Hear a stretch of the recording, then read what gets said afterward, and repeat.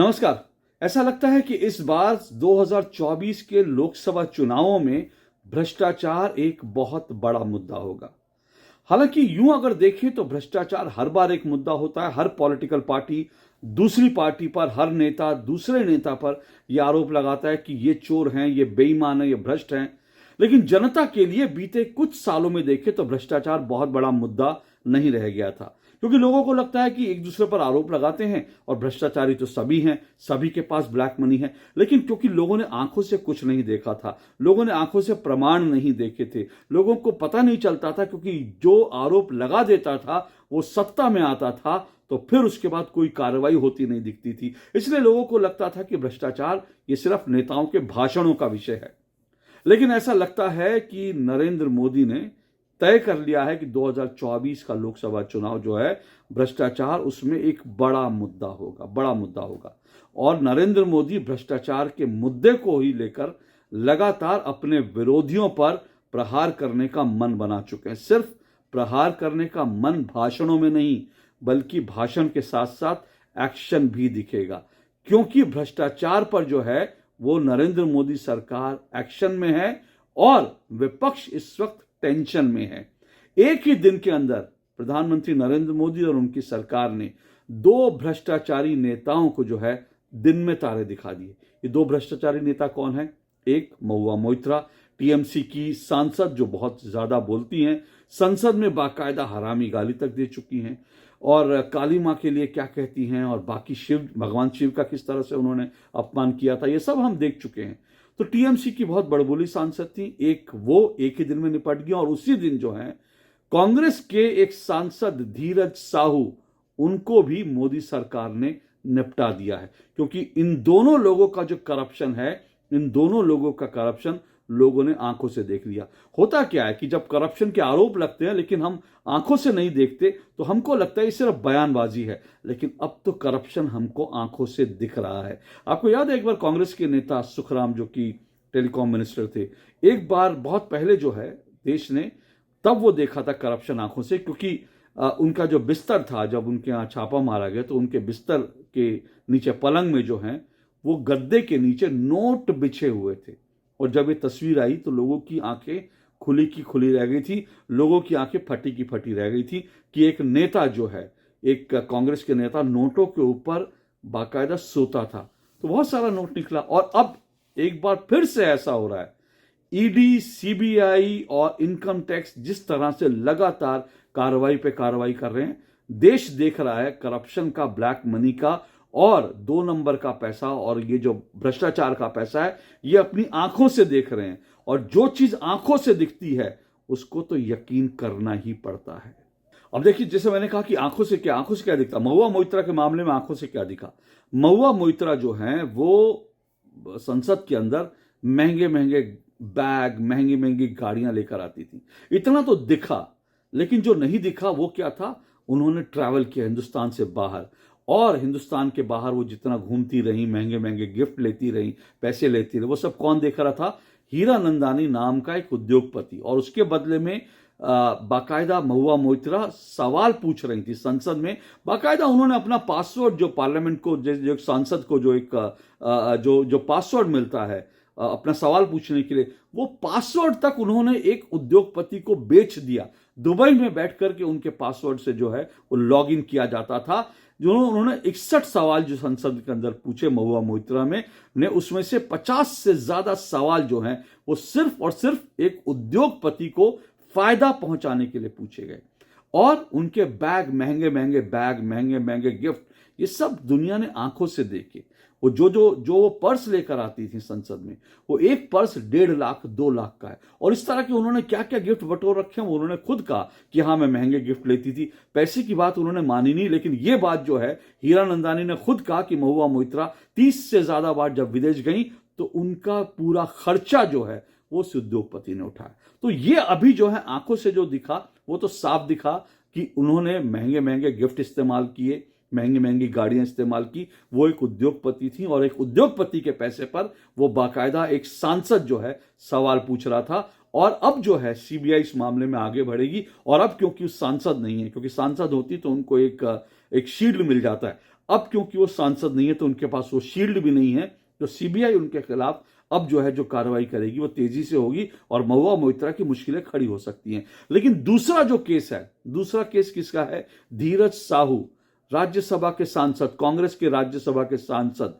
3 बार के राज्यसभा के सांसद और राहुल गांधी के बड़े करीबी सांसद है। ये राहुल गांधी के साथ भारत जोड़ो यात्रा में लगातार वो दिखते रहे, लगातार राहुल गांधी के साथ उनकी कई तस्वीरें मिलती हैं। ऐसे धीरज साहू के घर पर इनकम टैक्स विभाग ने जो छापा मारा उसमें 300 करोड़ से ज्यादा रुपया मिल चुका है। और जिस वक्त आप ये वीडियो देख रहे होंगे, मुझे नहीं मालूम कि वो आंकड़ा 300 करोड़ का आंकड़ा बढ़कर कितना हो चुका होगा। इस वक्त मैं जब ये वीडियो रिकॉर्ड कर रहा हूं तो मेरे पास जो जानकारी है वो ये है कि 300 करोड़ रुपया उनके अलमारी के अंदर, आप सोचिए, अलमारी के अंदर लगातार जो है कमरों के अंदर अलमारी के अंदर जो है नोट भरे हुए थे। अलमारी की अलमारी ऐसी निकली हैं। कुल मिलाकर उनके 20 कमरे हैं जो संदेह के घेरे में हैं। उनमें से 5 कमरे खुले हैं और 5 कमरे में जो पैसा अब तक निकला है वो 300 करोड़ रुपया है। और जानते हैं 300 करोड़ रुपया जो है वो कैसे गिना गया? उसके लिए बाकायदा पहले तो कुछ मशीनें मंगाई गई कि भाई, क्योंकि इतना नोट गिनेगा कैसे आप? इतना नोट आप कैसे गिनेंगे? मशीनें मंगाई गई। जब मशीनें मंगाई गई तो जो आसपास के जो बैंक थे वहां से जो मशीनें मंगवाई गई वो सब मशीनें ज्यादा काम करके इतने नोट गिने गए कि वो मशीनें गर्म होकर खराब हो गई, वो मशीनें हांफने लगी। उसके बाद झारखंड के बाहर, छत्तीसगढ़ से और दूसरे राज्यों से जो है वो नोट गिनने की मशीनें मंगाई गई और उसके बाद से नोट गिनने का एक काम चालू है। लगभग 20 से ज्यादा नोट गिनने की मशीन लगी हुई हैं। थक जाती हैं मशीनें, हाफ जाती हैं मशीनें नोट गिन गिन कर, लेकिन नोट है कि खत्म होने का नाम नहीं ले रही। और उससे भी बड़ी बात क्या, 30 से ज्यादा बैंक कर्मचारी लगे हुए हैं। सोचिए, 30 लोग लगे हुए हैं। आपके घर के आसपास जो बैंक होगा उस बैंक में जाइएगा, वहां शायद 15 या 20 एम्प्लॉय होंगे, इससे ज्यादा नहीं होंगे, ठीक है। और उस बैंक के अंदर 300 करोड़ क्या 100 करोड़ भी नहीं होता, लेकिन यहां पर एक सांसद, कांग्रेस सांसद के घर से 300 करोड़ बरामद हो चुका। 18-20 मशीनें लगी हुई हैं, 30 से ज्यादा बैंक के एम्प्लॉय बैठे हैं और जो नोट हम देख रहे हैं, आंखें फटी की फटी रह जाती है। ये पैसा किसका है? ये देश का पैसा है ना, इस देश के गरीब का पैसा है और वो पैसा इनकी तिजोरियों में भरा हुआ है। अब तक हम सुनते थे कि 2 नंबर का पैसा है, करप्शन का पैसा है, लेकिन आज हम देख रहे हैं। हमको लगता था कि ये सांसद जो हैं, ये नेता जो है बड़े पैसे वाले होते हैं, लेकिन इतने पैसे वाले। और सोचिए, ये जो साहू हैं, ये 3 बार क्योंकि राज्यसभा के सांसद रहे, इन्होंने जो है अपनी संपत्ति जो बताई वो क्या बताई? इन्होंने कहा जब राज्यसभा का कोई भी सांसद होता है तो उसको अपनी संपत्ति की घोषणा करनी पड़ती है। इन्होंने, साहब ने अपनी संपत्ति 34 करोड़ रुपए घोषित की, 34 करोड़ रुपए, ठीक है। और साथ साथ ये भी कहा कि 2.5 करोड़ रुपए का मेरे ऊपर कर्ज है। सोचिए, 34 करोड़ आप अपनी संपत्ति बता रहे हैं, चल अचल संपत्ति, बैंक में जो पैसा है, जो संपत्ति है, वो सब मिलाकर आप 34 करोड़ रुपए बता रहे हैं और कह रहे हैं 2.5 करोड़ का मेरे पास कर्ज है। और ऐसे आदमी के घर से जो है 300+ करोड़ रुपया अलमारियों में भरा निकल रहा है।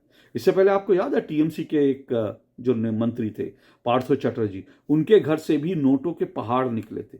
पहाड़ के पहाड़, जब ईडी ने छापा मारा, पहाड़ के पहाड़ निकले। और फिर उसके बाद जब ईडी उनके बाथरूम में गई तो उस बाथरूम के कमोड के अंदर सोने चांदी के जेवरात भर के रखे हुए थे। इमेजिन कीजिए, कल्पना कीजिए। और यह विपक्ष कहता है कि ईडी का, सीबीआई का दुरुपयोग हो रहा है। आप जानते हैं ईडी ने अब तक जो है 1,70,000 करोड़ रुपए अब तक जो है वो बरामद किए हैं। 1,70,000 करोड़ रुपए ये बीते 9 सालों में, नरेंद्र मोदी की सरकार के शासन में। जबकि उसके पहले अगर आप जाएंगे तो आपको 30 मतलब मुश्किल से 20 से 30,000 करोड़ रुपए, सोचिए 20 से 30,000 करोड़ रुपए 10 साल नहीं, बल्कि मैं गलत कह रहा हूं, माफ कीजिएगा, 5 से 7,000 करोड़ रुपए महज।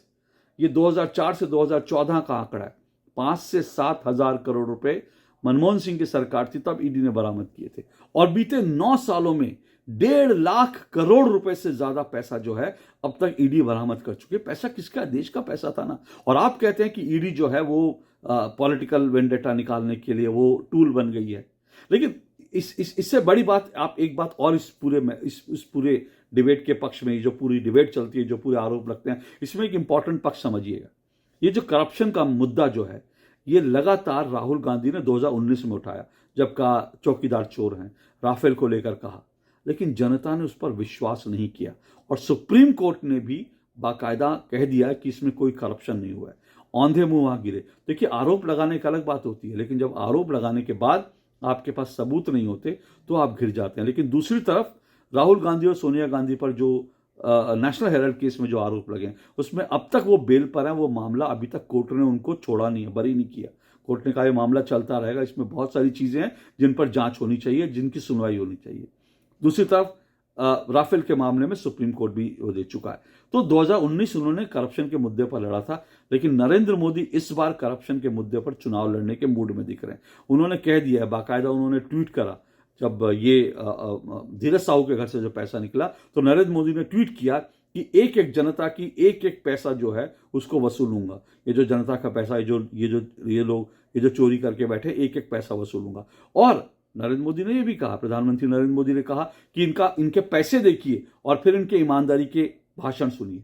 बिल्कुल सही बात है, आप इनके भाषण सुनिए, आरोप लगा देंगे, कह देंगे कि ये बकवास चीजें हैं, लेकिन ये पैसा कहां से आ रहा है, कहां से पा रहा है? इस पैसे को जरा समझिए, ये पैसा कहां से आ रहा है? ये इतना बड़ा रकम जो है कहां से आ रही है? ये दरअसल कुछ ना कुछ, कहीं ना कहीं, ये जो हम कहते हैं ना राज्य सरकारें बनती हैं, वहां से जो एटीएम मशीन बनाई जाती है, ये सब पैसा अकेले धीरज साहू का नहीं है।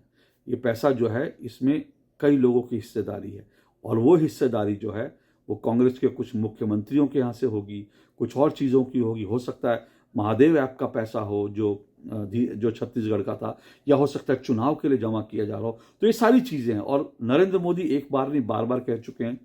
लाल किले में उन्होंने 15 अगस्त को भी कहा था कि करप्शन को बर्दाश्त नहीं करेंगे और करप्शन के खिलाफ कार्रवाई चलेगी। इन चुनाव में भी, क्योंकि विपक्ष बार बार अडानी का नाम लेकर के आरोप लगाती है कि अडानी का करप्शन है और नरेंद्र मोदी अडानी के साथ करप्शन कर रहे हैं, लेकिन बार बार जनता उनको रिजेक्ट कर रही है। और तो इससे जो है, ये जो 5 राज्यों का चुनाव हुआ, इससे नरेंद्र मोदी की ये जो उनका जो संकल्प है ना कि करप्शन के खिलाफ एक्शन लेना है, ये जो गारंटी दे रहे हैं कि करप्शन के खिलाफ बिल्कुल एक्शन होगा, इसकी मैं गारंटी दे रहा हूं, तो चुनाव जीतने के बाद उनका आत्मविश्वास और बढ़ गया है। और बढ़ने के बाद जो है, अब जो है धीरे धीरे मेरा मानना है कि 24 के चुनाव से पहले आप कुछ और बड़ी एक्शन देखेंगे। हो सकता है इससे और बड़ी रकम आप मिलते हुए देखें, और बड़े नेताओं को फंसते हुए देखिए। तो इन सब चीजों के लिए तैयार रहिए, क्योंकि अब नरेंद्र मोदी ने तय कर लिया, वो गारंटी दे चुके हैं कि कोई भ्रष्टाचारी बचेगा नहीं। तो अब मुझे लगता है तेजी से एक्शन होगा। लेकिन अंत में सिर्फ इतनी बात कहूंगा, ये जो पैसा आप देख रहे हैं ना, ये देश का पैसा है। 300, 400, 500 करोड़ रुपए अगर अलमारियों में निकल रहा है तो ये देश का पैसा, आपका मेरा पैसा है, देश के गरीब का पैसा है। और ये जिन लोगों की तिजोरी में निकल रहा है, उनको देश को कभी माफ नहीं करना चाहिए। आज के लिए इतना ही। नमस्कार।